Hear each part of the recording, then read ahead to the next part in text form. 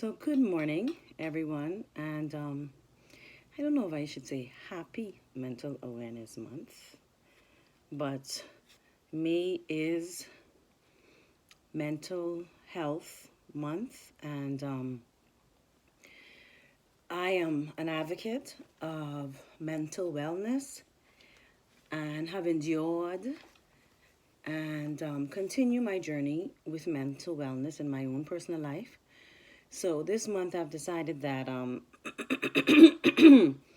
I'll be doing a few vlogs, a little bit more than usual, on mental health and just some stuff that I've done before, but it's always worth going over it again because, a lot of people are new to mental health, do not know what mental health looks like, has attached a stigma to mental health, and then there are those who actually suffer in silence with mental health. So, all of this month of May, I want to really put focus on mental health awareness and have all of my vlogs really be focused on that. So I'm hoping that you're off to a great and a blessed Friday.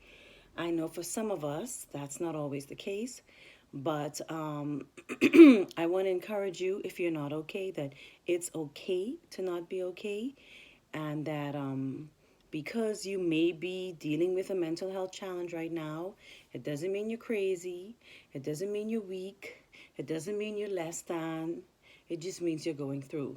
So, what I'm going to do this morning, very briefly, is just kind of tell you just some of the warning signs, just off the cuff, because I've dealt with this for a long time, and um, I'm not a doctor, nothing like that. All of this is pure experience of my own and others that I have been in contact with.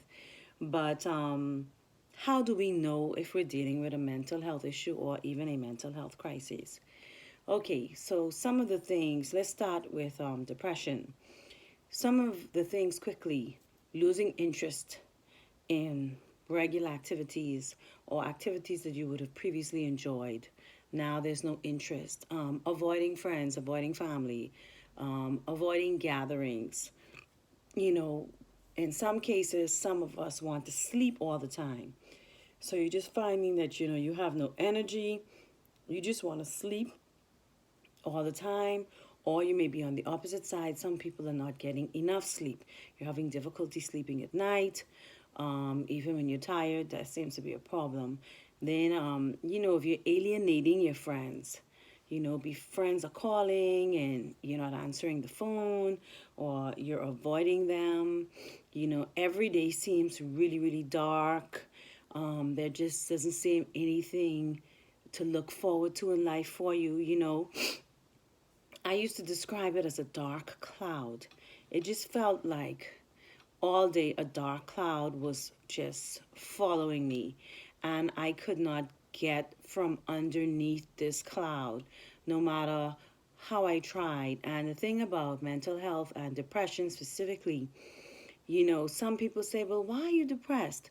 In some cases there are reasons, direct reasons that can be attributed to depression, such as, let's say there's some tragedy that takes place, loss of a loved one, loss of financial income. These things can be triggers and can directly impact you and, can cause a person to go into depression. However, sometimes, and I can't give you the answer to this, some of us just seem to have a disposition, be it because it's genetic or the makeup.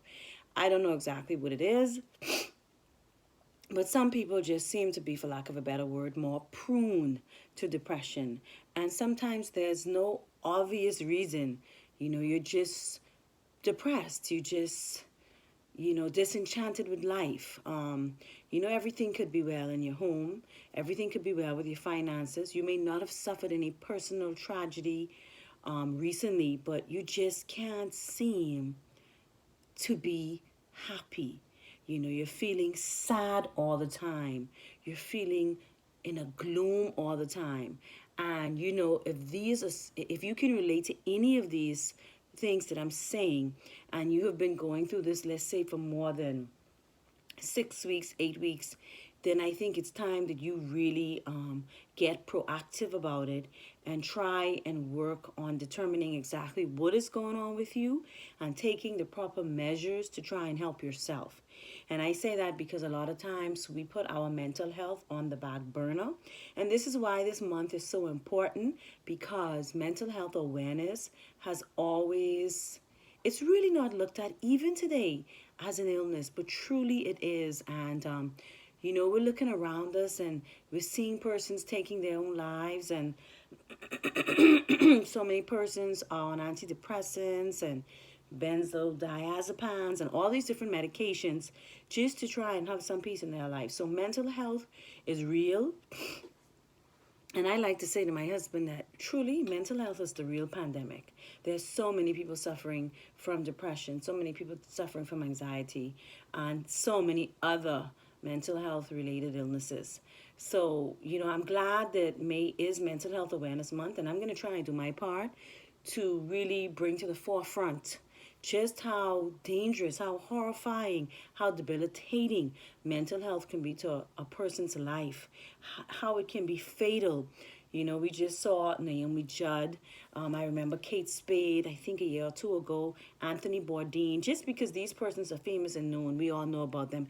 We're not even hearing about the suicides of just the regular Blojo that, that isn't famous and that wouldn't be on the news. So we want to take mental health seriously, so that first of all, if we're the person suffering from mental health, we can do what we can to try and get ourselves out of it, because I believe with the Lord's help and the help of man and others, you can be victorious over mental health.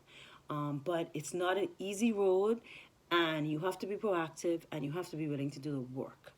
So I just want to say that if anything I said today resonated with anyone that's listening, then maybe you need to seriously consider if you are going through some type of depression or mental health challenge, and maybe start to think about what you can do to help yourself. And what I'm going to do, the next blog that I have, I'm trying to keep them not so long. I'm going to go into just a few steps, nothing complicated, but just things that you can start to do if you feel like you're going through that depression. Just to differentiate. Yes, we all have bad days. That's not necessarily depression. Sometimes you're stressed out, things are happening, and you may even have a rough week. You're just not feeling yourself. Something got you down. But if you find, like I say, you are withdrawing from others, you are feeling sad all the time, you have no energy, you have no interest in activities that you may have previously had interest in, and you just feeling like you really even sometimes don't want to live, and this is going on for more than, I'd even say, 6 weeks, then you have something that you need to deal with. It's not just, because for me, when I first started experiencing depression several years ago, I just thought I was in a rut. Like the things that I mentioned to you, they were happening to me, but because mental health has such a stigma attached, especially in the Black community, I really had no clue of really what was going on. Didn't have somebody coming to me like I'm coming to you in a vlog and saying, listen, A, B, C, D. So I kind of just thought to myself, oh, I'm in a rut. I'll get over it. I'll get over it. And this went on for like 4 weeks, 6 weeks, 8 weeks. And then eventually things just started to crash, started to implode, explode. And then I found myself in a really, really bad situation. So that's why, I try to share what little knowledge I have, because depression, anxiety, mental health illness, it is, I think, absolutely, it is the number one, the worst experience that a person can have, because when you cannot find peace in this life, when you cannot be happy, when doing normal things seems like such an effort, when putting a smile on your face seems like you're pretending just to put a smile on your face, life is so hard. And, I say to persons when we look, some people who have really not experienced mental health, and listen, count yourself fortunate. If you've never, whew, I'm so happy for you. But for those of us who have, we know just how terrible, how tiring, how awful mental health can really, really be to a person.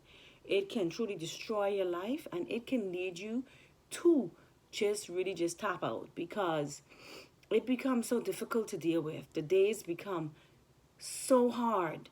It becomes difficult to live, to exist. So I'm just saying to all of you this morning who are hearing my voice, um, be aware of your mental health, because your mind is really what is going to direct every single avenue of your life. It's going to determine the quality of life that you have. So, we're busy in this rat race of life, and we're just going, running, gunning, doing all these things, and we're ignoring the warning signs that our body and that our mind is giving us, that says, listen, something is going on, I need to address this, or I need to rest, or maybe I need to look at seeing a therapist, or I need to talk to a friend. Whatever proactive steps we need to take, you want to ensure that above everything else in your life, I would say for me, number one is my relationship with God, and number two is my mental health. Because I realized the hard way that when your mental health is not right, your entire life is a mess. And that's just the way it is. Happiness cannot be attained without mental well being. Peace cannot be maintained without mental well-being. Fulfillment cannot be maintained without mental health well-being. So we cannot underscore or downplay just how serious mental health is and what a significant role it plays in our lives. I mean, who wants to live this life and just live, or I should say exist? Who wants to just exist and just not ever experience the fullness of life that the Lord has for us? So, I'm so passionate about this because I've been through it. Even now, I think once you have been through a mental health crisis, I don't know if you ever are fully out of it. Each day is still a journey, a learning experience, but I'm so much better than I was before. I just thank God for my faith that kept me hopeful even when I felt hopeless. God just kept that ray of hope and His word inside my mind, to just help me through, along with so many other tools that I used.